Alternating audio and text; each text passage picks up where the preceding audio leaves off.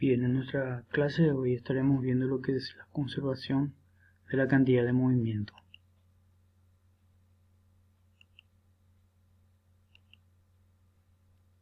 La conservación de la cantidad de movimiento nos dice que si la fuerza externa neta que actúa sobre un sistema de objetos es cero, entonces la suma vectorial de la cantidad de movimiento de los objetos permanece constante.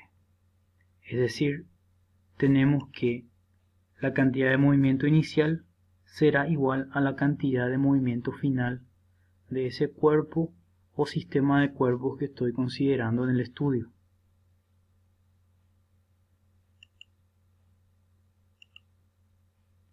Vamos a estar viendo lo que son los choques.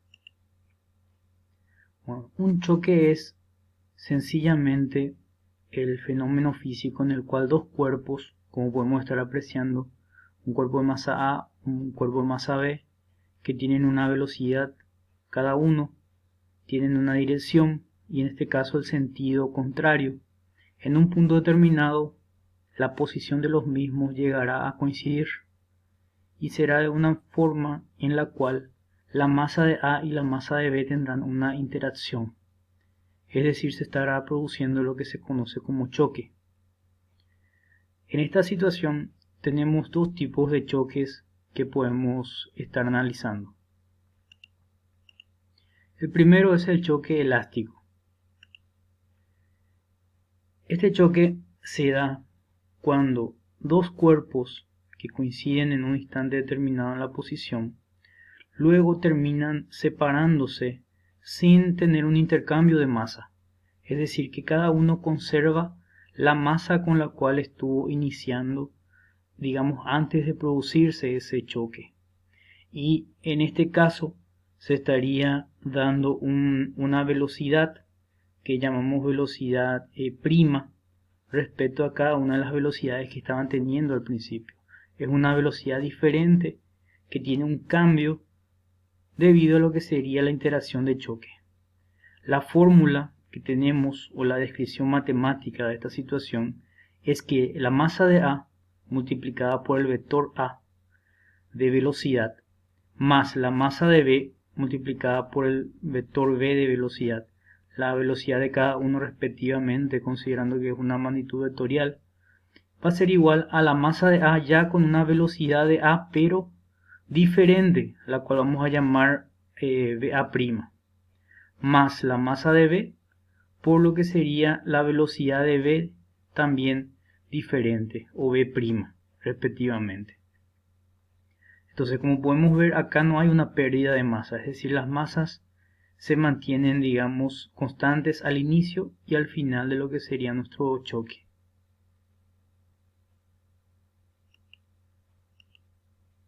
Bien, ahora vamos a ver lo que sería el choque inelástico.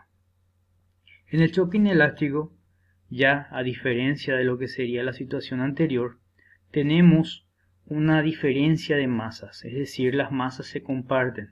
Una vez que se da el choque, que los cuerpos coinciden en un punto determinado, ya forman, digamos, un cuerpo diferente constituido por la masa de cada uno de los cuerpos que interactúan en ese movimiento, en ese fenómeno físico. En este caso, tenemos lo que sería la masa de A, la masa de B, y la interacción o choque inelástico de eso me da una nueva masa que, como podemos apreciar en la ecuación, es una masa de A más una masa de B. Esto ocurre cuando se tiene en cuenta una situación ideal en la cual no hay una pérdida de masa. O sea, teóricamente se supone que no existió una pérdida de la masa durante este choque, lo cual en condiciones reales es muy improbable, pero para entender el concepto nos sirve, digamos, considerar esto.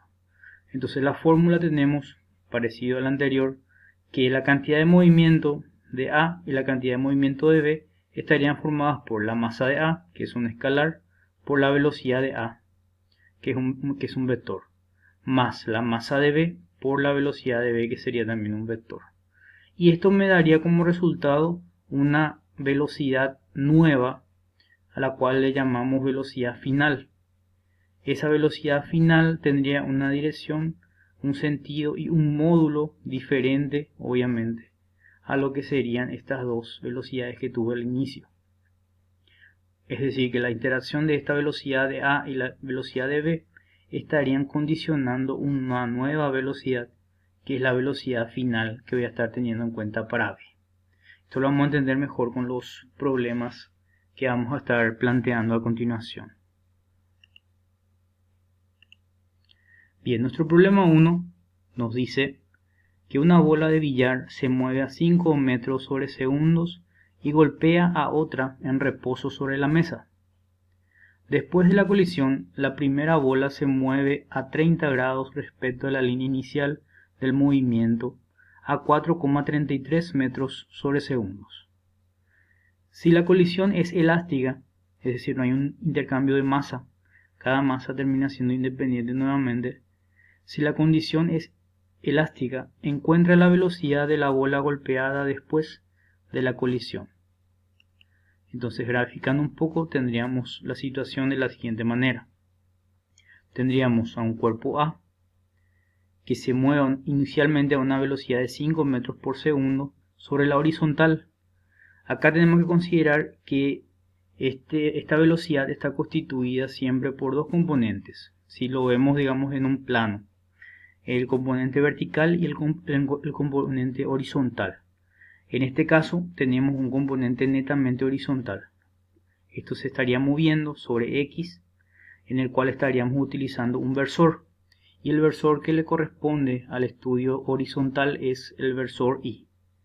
A la parte vertical le corresponde el versor J. El versor, como vimos ya anteriormente en física, es un vector unitario que me ayuda a que el valor que estoy representando conserve las propiedades vectoriales del mismo. Es decir, me ayuda a considerarlo como un vector. Si no utilizo un versor, simplemente estoy comunicando una magnitud escalar, o sea, un módulo. Sin embargo, el versor me da, digamos, una coordenada que puedo estar determinando dentro de lo que sería mi espacio.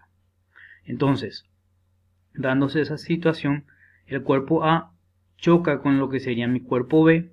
Posterior a eso, B también dice que estaba en reposo al inicio, o sea que la velocidad neta de B es 0 al inicio.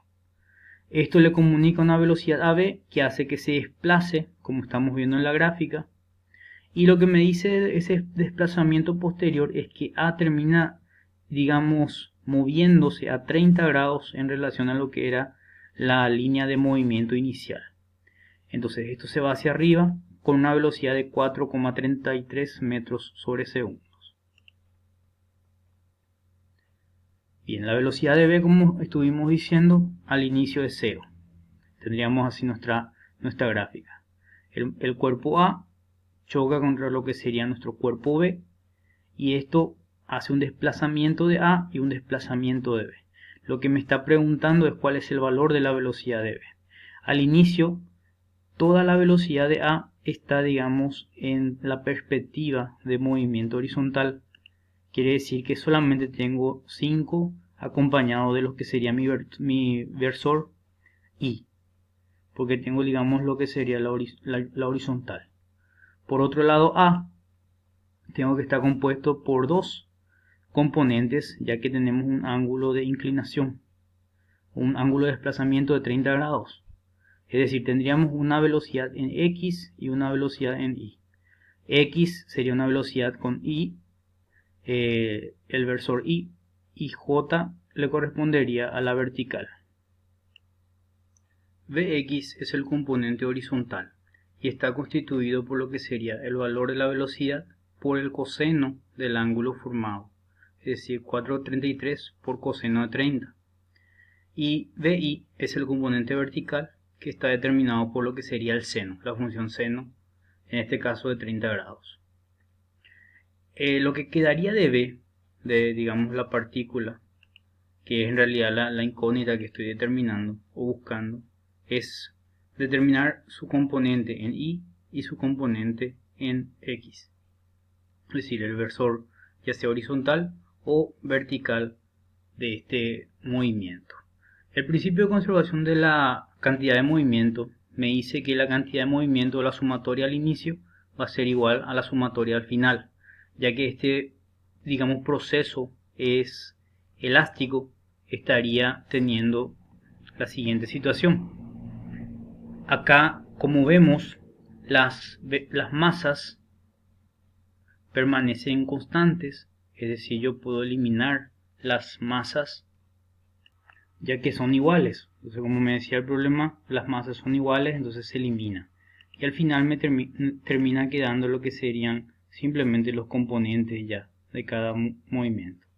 En este caso A está constituido solamente ya por la velocidad, que sería 5i. Como estaba al inicio en reposo B, queda como 0. Acá tengo el componente, digamos, de la velocidad de masa por velocidad de A', constituido como estuve viendo acá. Eso ya sería el desarrollo de 4,33 por los respectivos coseno de 30 o seno de 30. En este caso tengo esta situación. Y la incógnita que estoy buscando determinar, que sería en este caso esta situación. En el problema no llegué a leer eso, pero las masas son iguales. Eso es muy importante, ¿verdad? Para tener en cuenta esto. O sea, las masas por esa situación se eliminan. Todas las masas al ser iguales se eliminan y solamente me quedan las velocidades. Entonces, teniendo en cuenta esto, lo que voy a hacer ahora es asociar cada componente, digamos, respectivamente según sea horizontal o vertical. Por ejemplo, voy a empezar considerando aquellos que tienen el versor y. Si veo los que tienen el versor y hacia este lado de la ecuación, voy a tener 5i, que sería esto, igual a lo que sería 3,75i, y lo que sería el valor de la velocidad v, pero en i, vxi. Acá lo que puedo hacer simplemente es despejar, de tal forma que pueda realizar una operación entre lo que sería i. Y al realizar eso, como el versor en este caso es un vector con valor 1, directamente lo reemplazo y termina siendo igual a 5 menos 3,75, 1,25 la velocidad de v en el componente x. Repito el mismo procedimiento para lo que sería el valor que va a tener en la vertical, es decir, el versor j, en el cual voy a asociar, en este caso 0, que es el componente vertical que tengo hacia este lado de la ecuación, el componente 2,17j, que sale de acá, 4,33 por seno de 30, j, más lo que sería el valor de la velocidad no conocida de i en j.